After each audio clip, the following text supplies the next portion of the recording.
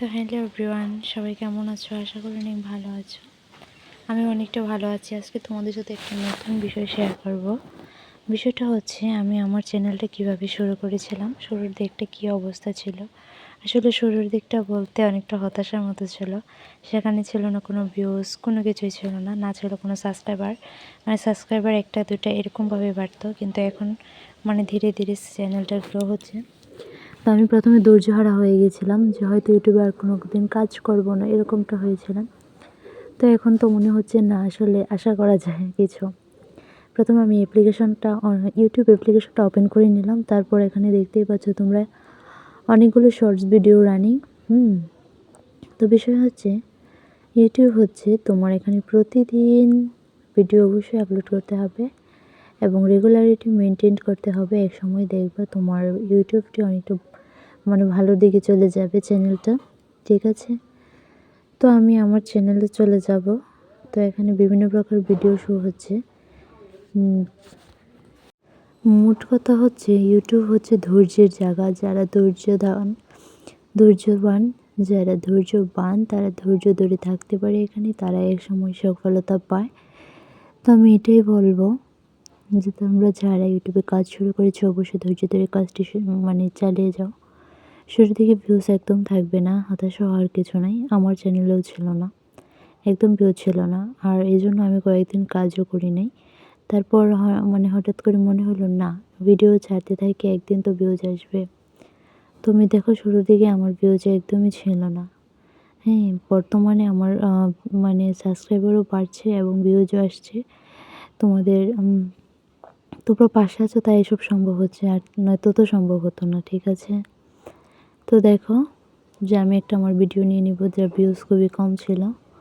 আসল কথা কি জানো, একটা ভালো থাম্বনেল বানাতে হয়।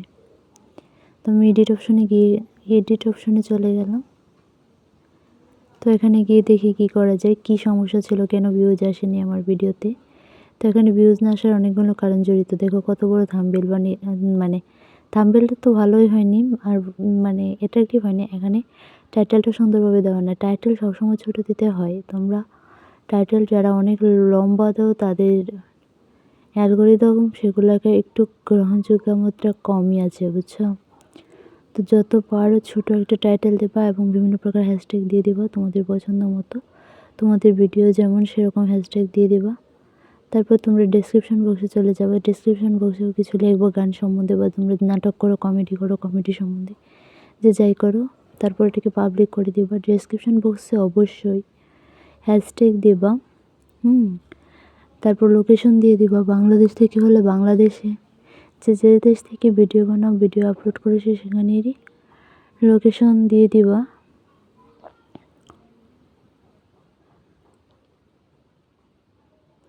তারপর আমি এখানে দেখো অল্টারেট কন্টেন্ট আছে, এখানে ইয়েস করে দিলাম।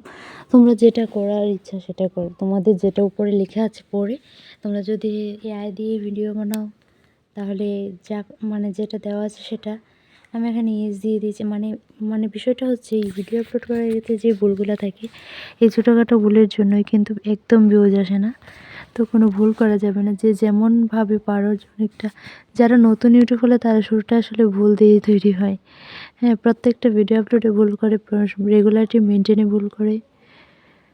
তো এখানে আমি কিছুটা লিখে দিলাম ট্রেন্ডিং শার্ট। তোমরা চাইলে তোমাদের ইচ্ছে মতো কিছু লিখে দিবা এখানে থাম্বনেলের মাঝে। তারপর এখানে স্টিকার দিয়ে দিবা দুটো। স্টিকার দেওয়ার পর